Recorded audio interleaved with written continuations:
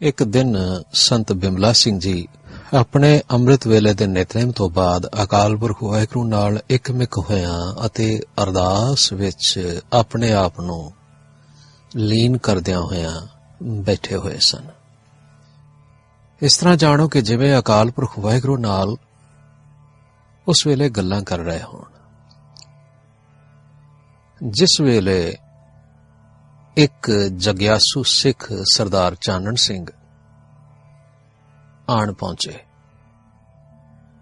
ਬੜੇ ਪਿਆਰ ਨਾਲ ਉਹਨਾਂ ਨੇ ਸੰਤ ਬਿਮਲਾ ਸਿੰਘ ਜੀ ਹੋਰਾਂ ਨੂੰ ਵਾਹਿਗੁਰੂ ਜੀ ਕਾ ਖਾਲਸਾ ਵਾਹਿਗੁਰੂ ਜੀ ਕੀ ਫਤਿਹ ਬੁਲਾਈ। ਸੰਤ ਜੀ ਹੋਰਾਂ ਨੇ ਪੁੱਛਿਆ, ਆਓ ਸਰਦਾਰ ਚਾਨਣ ਸਿੰਘ ਜੀ ਕਿਵੇਂ ਆਉਣੇ ਹੋਏ? ਸਰਦਾਰ ਚਾਨਣ ਸਿੰਘ ਆਖਣ ਲੱਗੇ, ਜੀ ਮੈਂ ਸ਼ਰਮਿੰਦਾ ਹਾਂ ਕਿ ਤੁਹਾਡੇ ਸਮਝਾਉਣ ਤੇ ਰਾਹ ਪੈ ਕੇ ਮੈਂ ਤੁਰ ਪੈਣਾ। ਜਿਵੇਂ ਤੁਸੀਂ ਸਮਝਾਉਂਦੇ ਹੋ ਉਵੇਂ ਮੈਨੂੰ ਸਾਰੇ ਨਿਸ਼ਾਨ ਵੀ ਠੀਕ ਮਿਲਦੇ ਜਾਂਦੇ ਨੇ, ਪਰ ਫਿਰ ਆਮ ਭਰਮ ਆ ਜਾਂਦਾ ਬਈ ਮੈਂ ਕਿਤੇ ਗਲਤ ਰਸਤੇ ਤਾਂ ਨਹੀਂ ਪੈ ਗਿਆ। ਪਰ ਇਹ ਵਾਹਿਗੁਰੂ ਦਾ ਸ਼ੁਕਰ ਹੈ ਕਿ ਉਸ ਨੇ ਮੈਨੂੰ ਤੁਹਾਡੀ ਸੰਗਤ ਬਖਸ਼ੀ, ਜਿਸ ਕਰਕੇ ਮੈਂ ਤੁਹਾਡੇ ਕੋਲ ਆ ਕੇ ਆਪਣੇ ਭਰਮਾਂ ਦੀ ਨਿਵਰਤੀ ਕਰ ਲੈਣਾ। ਤੇ ਧੰਨ ਤੁਸੀਂ ਹੋ ਜੋ ਕਦੇ ਵੀ ਮੂੰਹ ਮੈਲਾ ਕਰੈ ਨਾ ਭੰਗ ਵਾਲਾ ਗੁਣ ਰੱਖਦੇ ਹੋ।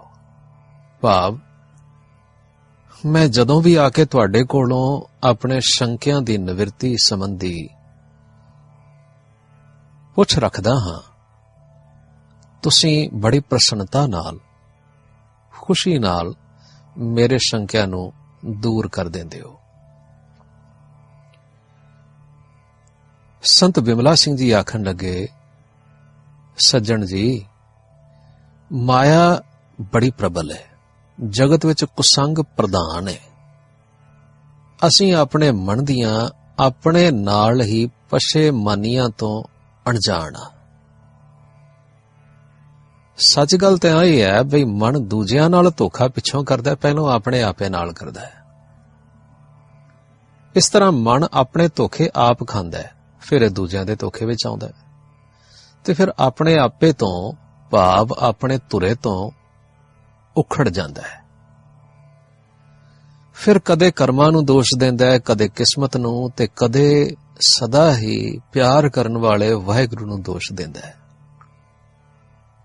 ਸੋ ਭਾਈ ਸੰਗ ਨਾ ਕਰੋ, ਸਾਰੇ ਇਸੇ ਤਰ੍ਹਾਂ ਡਿੱਗ ਡਿੱਗ ਕੇ ਸਵਾਰ ਹੁੰਦੇ ਨੇ। ਜਿਹੜਾ ਬੰਦਾ ਕਦੇ ਆਪ ਨਾ ਡਿੱਗੇ ਹੋਣ ਦੀ ਡੀਂਗ ਮਾਰੇ, ਉਹ ਸ਼ਾਇਦ ਆਪਣੇ ਆਪ ਨੂੰ ਅਜੇ ਸਮਝਦਾ ਹੀ ਨਹੀਂ। ਸੋ ਤੁਸੀਂ ਨਿਸ਼ੰਗ ਹੋ ਕੇ ਆਪਣੇ ਸ਼ੰਕੇ ਨਿਵਰਤ ਕਰ ਲਓ। ਸਰਦਾਰ ਚਾਨਣ ਸਿੰਘ ਆਖਣ ਲੱਗੇ ਕਿ ਸੰਤ ਜੀ ਤੁਸਾਂ ਹੁਕਮ ਕੀਤਾ ਸੀ ਕਿ ਸਿਮਰਨ ਦੇ ਨਾਲ ਨਾਲ ਮੈਂ ਅਰਦਾਸ ਕਰਿਆ ਕਰਾਂ। ਮੈਨੂੰ ਬੜਾ ਸੁੱਖ ਮਿਲਿਆ, ਪਰ ਇੱਕ ਦਿਨ ਮੈਨੂੰ ਕਿਸੇ ਨੇ ਮਖੌਲ ਨਾਲ, ਤਨਜ਼ ਨਾਲ, ਨਫ਼ਰਤ ਭਰੇ ਚੁਭਵੇਂ ਮਖੌਲ ਨਾਲ ਆਖਿਆ, ਅਰਦਾਸ ਦਾ ਕੀ ਲਾਭ ਹੈ?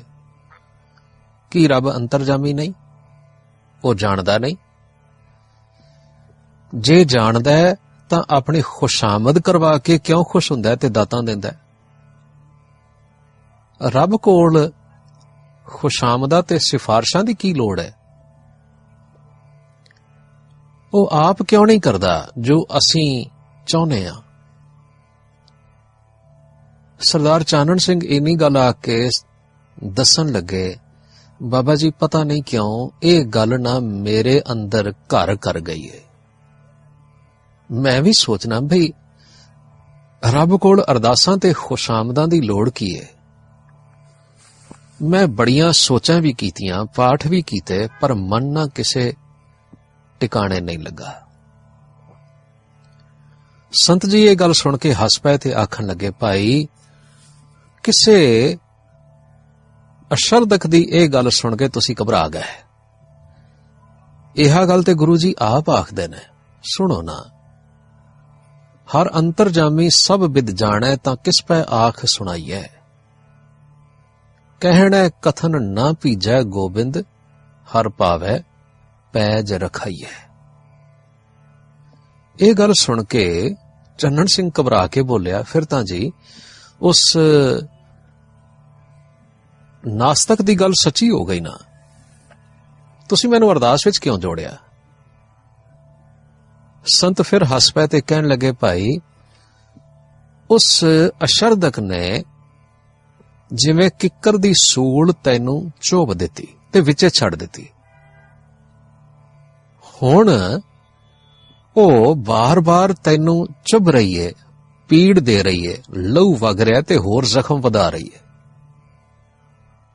ਤੂੰ ਚਿੰਤਾ ਨਾ ਕਰ, ਮੇਰੇ ਗੁਰੂ ਦੇ ਹੱਥ ਵੀ ਇੱਕ ਕੰਡਾ ਹੈ ਜਿਸ ਨਾਲ ਤੇਰੀ ਇਹ ਚੁੱਭੀ ਹੋਈ ਸੂਲ ਇਸ ਕੰਡੇ ਨੂੰ ਕੱਢ ਦੇਣਗੇ ਤੇ ਠੰਡ ਪਾ ਦੇਣਗੇ।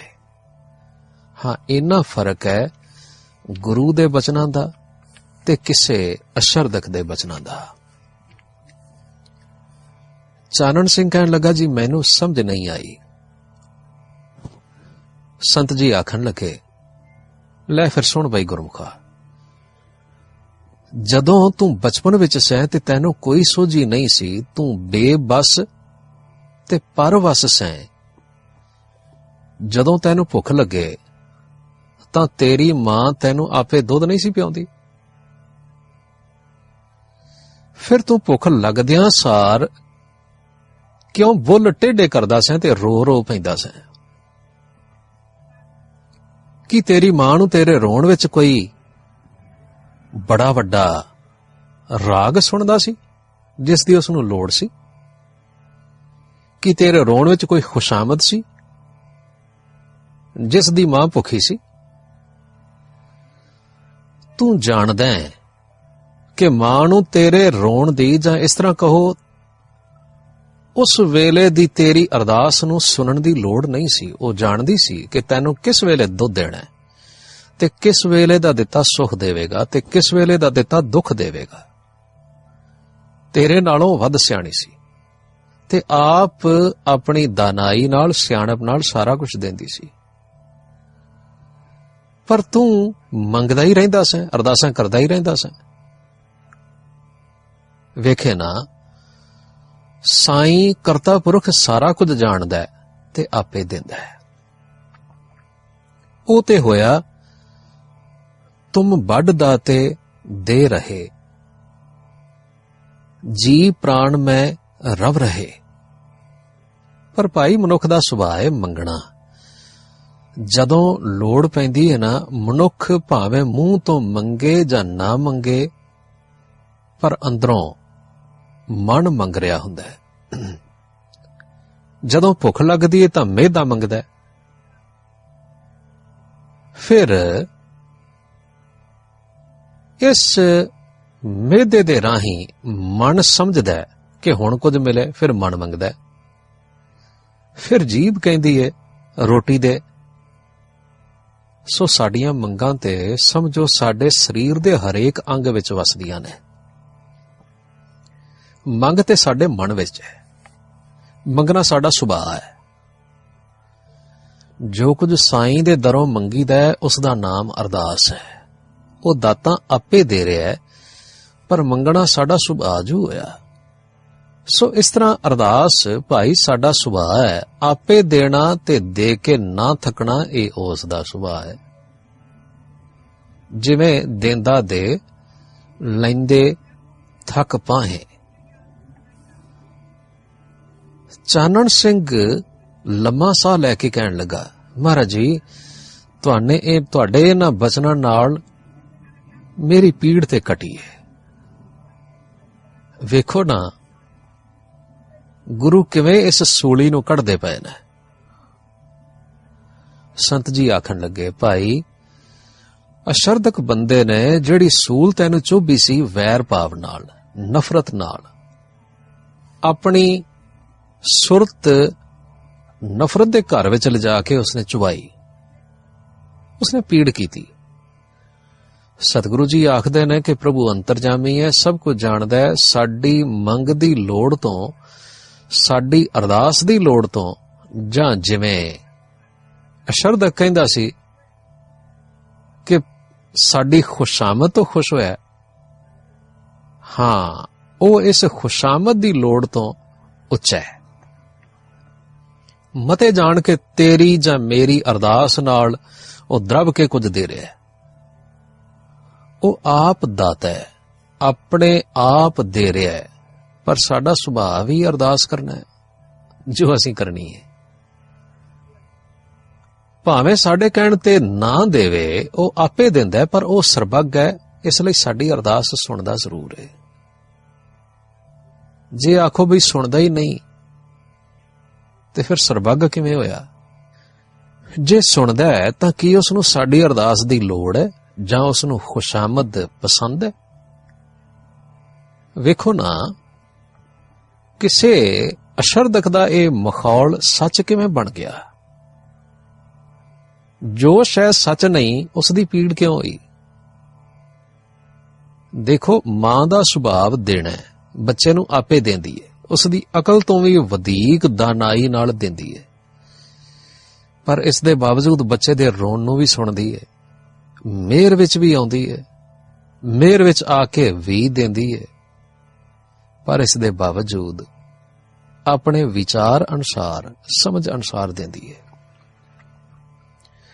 ਇਸੇ ਤਰ੍ਹਾਂ ਮੇਰਾ ਸਾਈਂ ਵੀ ਸੁਣਦਾ ਤੇ ਪਿਆਰਿਆਂ ਦੇ ਪਿਆਰ ਨੂੰ ਪਿਆਰ ਸਮਝਦਾ ਹੈ, ਦਿੰਦਾ ਹੈ, ਪਰ ਆਪਣੀ ਸਰਬੱਗ ਇੱਛਾ ਨਾਲ ਦਿੰਦਾ ਹੈ, ਆਪੇ ਦਿੰਦਾ ਹੈ। ਕਿਉਂਕਿ ਅਗਲੀ ਤੁਕ ਵਿੱਚ ਸਤਿਗੁਰੂ ਜੀ ਆਖਦੇ ਨੇ, ਹੋਏ ਦਇਆਲ ਕਿਰਪਾਲ ਪ੍ਰਭ ਠਾਕੁਰ ਆਪੇ ਸੁਣੈ ਬੇਨੰਤੀ। ਉਹ ਜਿਹੜਾ ਆਪੇ ਹੀ ਦੇ ਰਿਹਾ, ਅਰਦਾਸ ਨੂੰ ਸੁਣਦਾ ਹੈ, ਦਿਆਲੂ ਵੀ ਹੁੰਦਾ ਹੈ। ਚਾਨਣ ਸਿੰਘ ਜੀ ਆਖਣ ਲੱਗੇ, ਜੀ ਠੀਕ ਆਖਿਆ ਨੇ, ਪਰ ਵਾਹਿਗੁਰੂ ਜੀ ਦੀ ਮਿਹਰ ਦਾ ਤੇ ਨਿਆਂ ਦਾ ਕੁਝ ਭੇਤ ਸਮਝਾਓ ਨਾ। ਜੇ ਮਿਹਰਬਾਨ ਹੈ ਤਾਂ ਫਿਰ ਨਿਆਂ ਕਰਤਾ ਨਹੀਂ, ਤੇ ਜੇ ਨਿਆਂ ਕਰਤਾ ਹੈ ਤਾਂ ਫਿਰ ਮਿਹਰਬਾਨ ਨਹੀਂ। ਸੰਤ ਜੀ ਹੱਸ ਕੇ ਕਹਿਣ ਲੱਗੇ, ਦੇਖੋ, ਇਨਸਾਨੀ ਪ੍ਰਬੰਧ ਵਿੱਚ ਰਾਜਿਆਂ ਜਾਂ ਦੇਸ਼ ਦੇ ਹੁਕਮਰਾਨਾਂ ਨੇ ਜੱਜ ਥਾਪੇ ਹੋਏ ਨੇ ਨਿਆਂ ਕਰਨ ਵਾਸਤੇ। ਜੇ ਜੱਜ ਬਣਾਏ ਹੀ ਹੋਏ ਨੇ ਤਾਂ ਇਸ ਦੇ ਬਾਵਜੂਦ ਹਾਇਰ ਅਥਾਰਟੀ, ਭਾਵ ਰਾਜਾ ਜਾਂ ਪ੍ਰੈਜ਼ੀਡੈਂਟ ਜਾਂ ਵਾਇਸਰਾਏ, ਇਸ ਦੇ ਬਾਵਜੂਦ ਫਿਰ ਉਹ ਰਹਿਮ ਦੀ ਅਪੀਲ ਕਿਵੇਂ ਸਵੀਕਾਰ ਕਰਦੇ ਨੇ? ਜੋ ਕੁਝ ਨਿਆਂ ਤੇ ਰਹਿਮ ਤੁਹਾਡੇ ਪ੍ਰਬੰਧ ਵਿੱਚ ਹੈਗੇ ਨੇ, ਰੱਬੀ ਪ੍ਰਬੰਧ ਵਿੱਚ ਕਿਉਂ ਨਹੀਂ ਹੋ ਸਕਦੇ? ਫਿਰ ਵੇਖੋ, ਇਹੋ ਜਿਹੇ ਲੋਕ ਜਿਹੜੇ ਇਹੋ ਜਿਹੀਆਂ ਗੱਲਾਂ ਘੜ ਕੇ ਤੁਹਾਨੂੰ ਵਾਹਿਗੁਰੂ ਦੇ ਪਿਆਰ ਤੋਂ ਤੋੜਦੇ ਨੇ, ਉਹ ਆਪ ਭੁੱਲਾਂ ਕਰਦੇ ਨੇ, ਭੁੱਲਾਂ ਕਰਕੇ ਮਾਫੀਆਂ ਮੰਗਦੇ ਨੇ। ਜੇ ਮਾਫ ਨਾ ਕੀਤੇ ਜਾਣ ਤਾਂ ਇਸ ਨੂੰ ਇਖਲਾਕੀ ਕਮਜ਼ੋਰੀ ਕਹਿੰਦੇ ਨੇ, ਜਿਸ ਤੋਂ ਸਾਬਤ ਹੋਇਆ ਕਿ ਭਾਵੇਂ ਇਸ ਨੂੰ ਮਾਫੀ ਆਖੋ, ਬਖਸ਼ਿਸ਼ ਕਹੋ, ਰਹਿਮ ਕਹੋ, ਇਸ ਨੂੰ ਆਚਰਣਕ ਖੂਬੀ ਅਤੇ ਨਿਆਂ ਵਾਲੀ ਗੱਲ ਸਮਝਦੇ ਨੇ। ਫਿਰ ਇਹ ਗੱਲ ਦੱਸੋ ਬਈ ਅਕਾਲ ਪੁਰਖ ਵਾਹਿਗੁਰੂ ਵਿੱਚ ਉਹਨਾਂ ਨੂੰ ਇਹ ਸਾਰੀਆਂ ਗੱਲਾਂ ਬੇਲੋੜੀਆਂ ਕਿਉਂ ਦਿਸਦੀਆਂ ਨੇ? ਸਰਦਾਰ ਚਾਨਣ ਸਿੰਘ ਆਖਣ ਲੱਗੇ, ਮਹਾਰਾਜ ਜੀ, ਅੱਜ ਤੇ ਤੁਸੀਂ ਮੈਨੂੰ ਸੁੱਤੇ ਨੂੰ ਜਗਾ ਦਿੱਤਾ। ਸੰਤ ਜੀ ਫਿਰ ਗੰਭੀਰ ਹੋ ਕੇ ਕਹਿਣ ਲੱਗੇ, ਭਾਈ ਗੁਰਮੁਖਾ, ਜਿਹੜੀ ਗੱਲ ਤੂੰ ਇਹ ਕਿਸੇ ਅਸ਼ਰਦਕ ਤੋਂ ਸੁਣੀ ਹੈ ਨਾ, ਤੇ ਜੋ ਤੂੰ ਸਮਝਦਾ ਹੈ, ਇਹ ਕੋਈ ਨਵੀਂ ਤੇ ਅਨੋਖੀ ਗੱਲ ਨਹੀਂ। ਇਹੋ ਜਿਹੀਆਂ ਤਰਕਾਂ ਤਾਂ ਸਗੋਂ ਗਵਾਹੀਆਂ ਨੇ। ਸ਼ੰਕਰਾਚਾਰਿਆ ਜੀ ਦੇ ਸਮੇਂ ਉਹਨਾਂ ਤੇ ਇਹ ਹੀ ਸ਼ੰਕਾ ਹੋਈ ਸੀ ਕਿ ਵਾਹਿਗੁਰੂ ਭਗਤਾਂ ਤੇ ਤਰੁੱਠਦਾ, ਦੂਜਿਆਂ ਤੇ ਨਹੀਂ। ਫਿਰ ਉਹ ਨਿਆਂ ਵਾਲਾ ਤੇ ਸਮਦ੍ਰਿਸ਼ਟੀ ਵਾਲਾ ਕਿਵੇਂ ਹੋਇਆ? ਵੇਖੇ ਨਾ, ਕਿਸੇ ਅਸ਼ਰਦਕ ਦੀ ਇਸੇ ਤਰ੍ਹਾਂ ਦੀ ਤਰਕ ਹੁੰਦੀ ਹੈ ਨਾ। ਚਾਨਣ ਸਿੰਘ ਜੀ ਕਹਿਣ ਲੱਗੇ, ਹਾਂਜੀ ਠੀਕ ਆਖਿਆ ਨੇ। ਸੰਤ ਜੀ ਕਹਿਣ ਲੱਗੇ, ਲੈ ਫਿਰ ਸੁਣ ਜੋ ਸ਼ੰਕਰਾਚਾਰਿਆ ਨੇ ਜਵਾਬ ਦਿੱਤਾ। ਆਖਣ ਲੱਗੇ, ਅੱਗ ਬਲ ਰਹੀ ਹੈ, ਉਹ ਸਾਰਿਆਂ ਨੂੰ ਨਿੱਘ ਦੇ ਰਹੀ ਹੈ। ਜਿਹੜੇ ਉਸ ਦੇ ਨੇੜੇ ਆਉਂਦੇ ਨੇ ਉਹ ਪਾਲੇ ਦੇ ਕਸ਼ਟ ਤੋਂ ਬਚਦੇ ਨੇ ਤੇ ਨਿੱਘ ਦਾ ਸੁੱਖ ਲੈਂਦੇ ਨੇ। ਜੋ ਦੂਰ ਬਹਿੰਦੇ ਨੇ ਉਹ ਅੱਗ ਦੇ ਹੁੰਦਿਆਂ ਵੀ ਠੰਡ ਦਾ ਕਸ਼ਟ ਸਹਾਰਦੇ ਨੇ। ਦੱਸ ਨੇੜੇ ਬੈਠਿਆਂ ਨੂੰ ਜੋ ਅੱਗ ਨਿੱਘ ਦਾਨ ਕਰ ਰਹੀ ਹੈ, ਕੀ ਇਹ ਉਸ ਦਾ ਵਿਤਕਰੇ ਵਾਲਾ ਭਾਵ ਹੈ? ਇਹ ਗੱਲ ਸੁਣ ਕੇ ਚਾਨਣ ਸਿੰਘ ਤ੍ਰਭ ਗਿਆ। ਜਿਵੇਂ ਕੋਈ ਸੁੱਤਾ ਬੰਦਾ ਅਚਾਨਕ ਜਾਗ ਉੱਠੇ। ਆਖਣ ਲੱਗਾ, ਨਹੀਂ, ਅੱਗ ਦਾ ਕੀ ਦੋਸ਼ ਹੈ? ਉਹ ਤੇ ਸਾਰਿਆਂ ਨੂੰ ਇੱਕ ਜੈਸੀ ਨਿੱਘ ਦੇ ਰਹੀ ਹੈ। ਜਿਹੜਾ ਨੇੜੇ ਹੋਵੇਗਾ ਨਿੱਘ ਲੈ ਲਵੇਗਾ। ਸੰਤ ਜੀ ਆਖਣ ਲੱਗੇ, ਹਾਂ ਭਾਈ, ਇਸੇ ਤਰ੍ਹਾਂ ਜਿਹੜੇ ਪ੍ਰਮਾਤਮਾ ਦੇ ਨੇੜੇ ਜਾਂਦੇ ਨੇ ਉਹ ਸਭ ਗੁਣਾਂ ਦੇ ਸੂਰਜ ਤੋਂ ਸ਼ੁਭ ਗੁਣਾਂ ਦੀ ਨਿੱਘ ਅਤੇ ਰਸ, ਗਿਆਨ ਤੇ ਸੁੱਖ ਹਾਸਲ ਕਰਦੇ ਨੇ। ਜੋ ਉਸ ਤੋਂ ਦੂਰ ਰਹਿੰਦੇ ਨੇ ਉਹ ਖਾਲੀ ਰਹਿ ਜਾਂਦੇ ਨੇ। ਭਗਤੀ ਤੇ ਹੈ ਹੀ ਉਸ ਨੂੰ ਨੇੜੇ ਸਮਝਣ ਜਾਂ ਨੇੜੇ ਹੋਣ ਦਾ ਢੰਗ। ਜਿਵੇਂ ਕੋਈ ਸਾਇੰਸਦਾਨ ਪੋਟਾਸ਼ੀਅਮ ਨੂੰ ਬਿਨਾਂ ਅੱਗ ਲਾਉਣ ਤੋਂ ਬਾਲ ਕੇ ਵਿਖਾ ਦੇਵੇ ਤਾਂ ਕੋਈ ਆਖੇ ਬਈ ਇਹ ਮਦਾਰੀ ਬਹੁਤ ਚੰਗਾ ਹੈ। ਸਾਡਾ ਜੀਵਨ ਕੀ ਵਸਤੂ ਹੈ? ਇਹ ਇਨਸਾਨ ਦੀ ਜ਼ਿੰਦਗੀ ਦਾ ਇੱਕ ਬੜਾ ਅਹਿਮ ਸਵਾਲ ਹੈ, ਜਿਸ ਉੱਤੇ ਜਗਤ ਦੇ ਮਹਾਨ ਦਾਨੇ ਬੜੇ ਸਿਆਣਪ ਨਾਲ ਸਾਰੀ ਉਮਰ ਇਸ ਸਵਾਲ ਨੂੰ ਸਮਝਣ ਵਿੱਚ ਲਾ ਦਿੰਦੇ ਨੇ। ਪਰ ਇਹੋ ਜਿਹੀਆਂ ਬਹੁਤ ਜ਼ਰੂਰੀ ਗੱਲਾਂ ਨੂੰ ਐਵੇਂ ਮਖੌਲ ਬਣਾ ਦੇਣਾ, ਇਹ ਤੇ ਸਮਝੋ ਆਪਣੇ ਆਪੇ ਨਾਲ ਧੋਖਾ ਕਰਨ ਵਾਲੀ ਗੱਲ ਹੈ।